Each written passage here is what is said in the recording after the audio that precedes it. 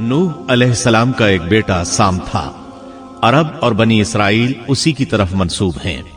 इसी साम के पोतों से हूद अलैहिस्सलाम पैदा हुए। इनका नसबनामा इस तरह है: हूद बिन अब्दुल्लाह बिन रिबाह बिन जारूद बिन आमिर बिन औस बिन इरम बिन साम बिन नूह। हूद अलैहिस्सलाम की कौम को कौम आद और कौम इरम भी कहा जाता है, क्योंकि आद और इरम हूद अलैहिस्सलाम के अजदाद थे। कौम हूद अहकाफ नामी एक बस्ती में आबाद थी, और ये बस्ती उमान और हजरा मौत के दरमियान रेत के टीलों वाले इलाके में थी। अरबी में अहकाफ रेत के टीलों को कहते हैं। ये इलाका समुंदर के किनारे वाक़ था और शहुर के नाम से पुकारा जाता था। कुरान मजीद में सूरतुल अहकाफ आयत 21 में अल्लाह ताला ने उन्हें उनकी बस्ती की तरफ मंसूब करते हुए मुखातिब किया है। और आद के भाई को याद करो जबकि उसने अपनी कौम को अहकाफ में डराया। कौम आद के लोग अपनी रिहाइश के लिए खेमे पसंद करते थे। उनके खेमे बहुत मजबूत और पुख्ता होते थे। ये लोग उनको बड़ी महारत से बनाते थे, फिर उन पर फख्र करते थे। अल्लाह ताला सूरतुल फज्र आयत 6 ता 8 में फरमाते हैं, क्या आपने नहीं देखा कि आपके रब ने आद के साथ क्या किया, जो नस्ल इरम से थे, सुतूनों वाले थे, जिनके मानंद कोई कौम दुनिया के मुमालिक में पैदा नहीं की गई।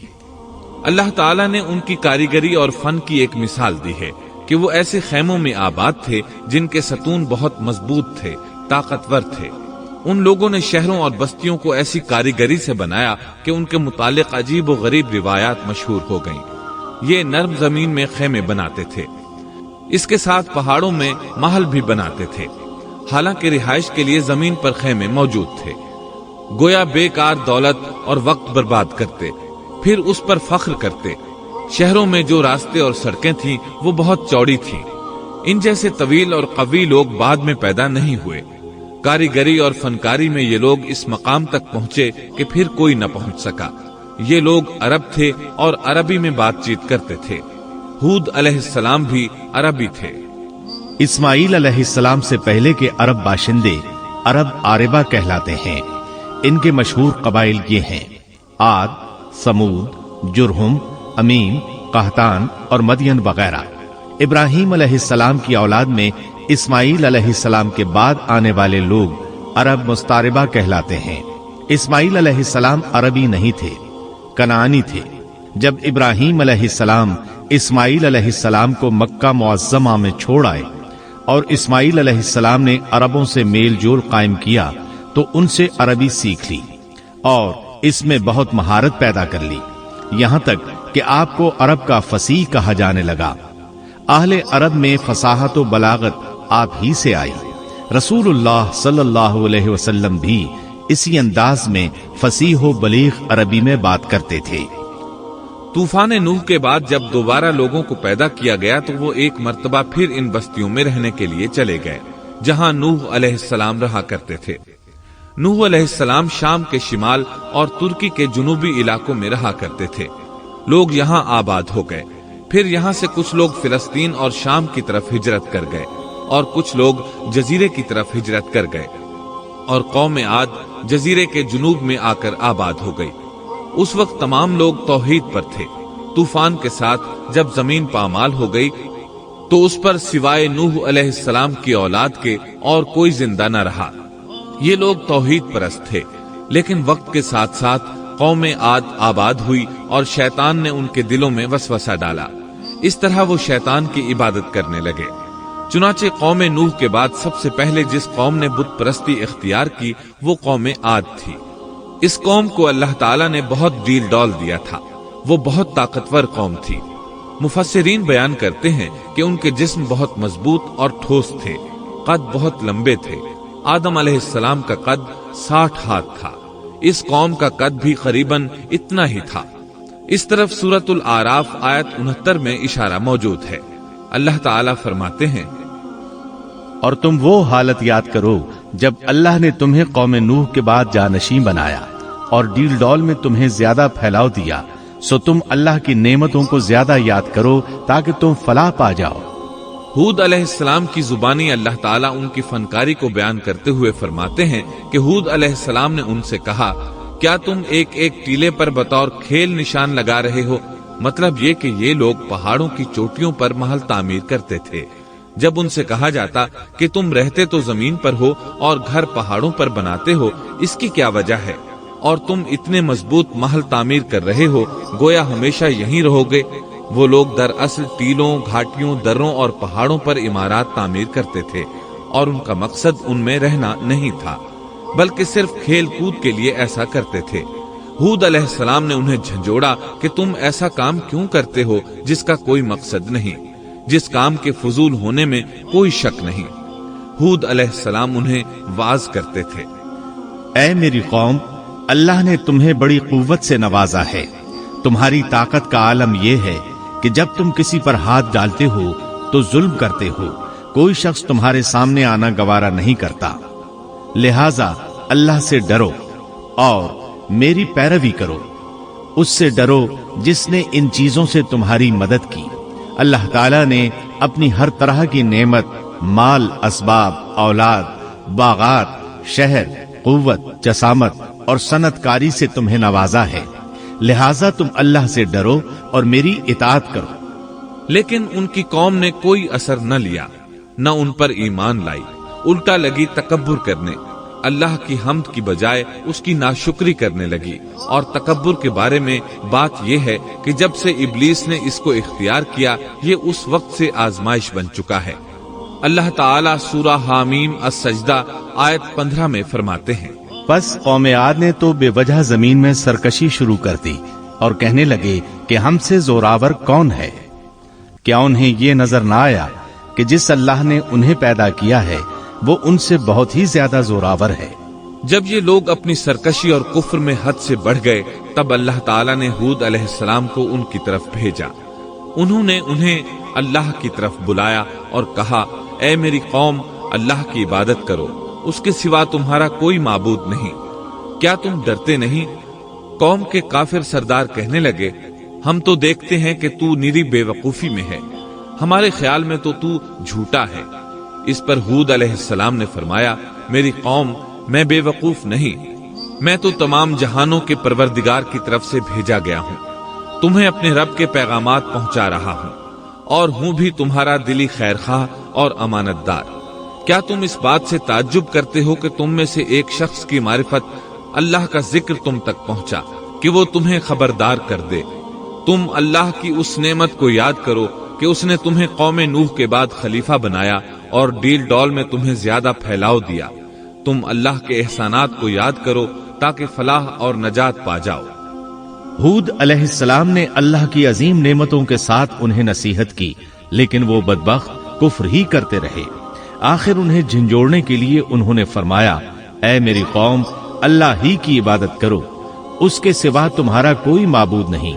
تم تو صرف بہتان بازی کر رہے ہو، یعنی جن بتوں کی تم پوجا کر رہے ہو ان کی پوجا تم نے خود گھڑی ہے۔ اللہ تعالیٰ نے تو اس کے متعلق کوئی دلیل نازل نہیں فرمائی۔ میری قوم کے لوگوں، میں تم سے اس دعوت و تبلیغ کی کوئی اجرت نہیں مانگتا، میرا اجر اس کے ذمے ہے جس نے مجھے پیدا کیا ہے، تو کیا تم پھر بھی عقل سے کام نہیں لیتے؟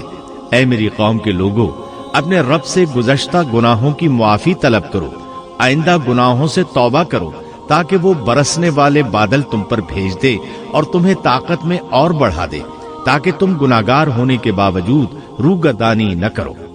ہود علیہ السلام مسلسل انہیں دعوت دیتے رہے، لیکن وہ ظالم قوم نوح کی طرح ان کا مذاق اڑانے لگی اور کہنے لگی، ہمارے خیال میں تو بے وقوف ہے، اور شاید تو ہمارے کسی معبود کے بڑے جھپٹے میں آ گیا ہے، تو ہمارے بتوں کو برا کہتا ہے، اس لیے ان میں سے کسی کی مار تم پر پڑی ہے، اسی لیے تو ذہنی مریض بن گیا ہے۔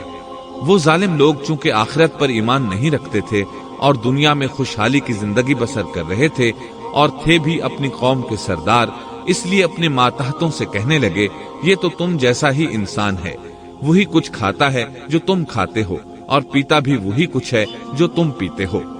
اب اگر تم نے اپنے جیسے انسان کی اطاعت قبول کر لی تو سخت خسارے میں رہو گے۔ کیا یہ تمہیں اس بات سے دھمکاتا ہے کہ جب تم مر کر خاک اور ہڈیاں بن جاؤ گے تو پھر زندہ کیے جاؤ گے؟ ہرگز نہیں، یہ بات امکان سے باہر ہے جس کا وعدہ تم سے کیا جاتا ہے۔ یہ زندگی تو صرف دنیا کی ہے، ہم مرتے جیتے رہتے ہیں، ہم پھر نہیں اٹھائے جائیں گے۔ یہ تو وہ شخص ہے جس نے اللہ پر جھوٹ باندھا ہے، ہم اس پر یقین کرنے والے نہیں۔ ہود علیہ السلام انہیں دعوت دیتے رہے یہاں تک کہ ان کی قوم نے واضح طور پر کہہ دیا کہ آپ ہمیں واز سنائیں یا نہ سنائیں، ہم تو اپنی روش نہیں چھوڑیں گے، یہ تو پرانے لوگوں کا دین ہے۔ اس طرح قوم انہیں مسلسل جھٹلاتی ہی رہی۔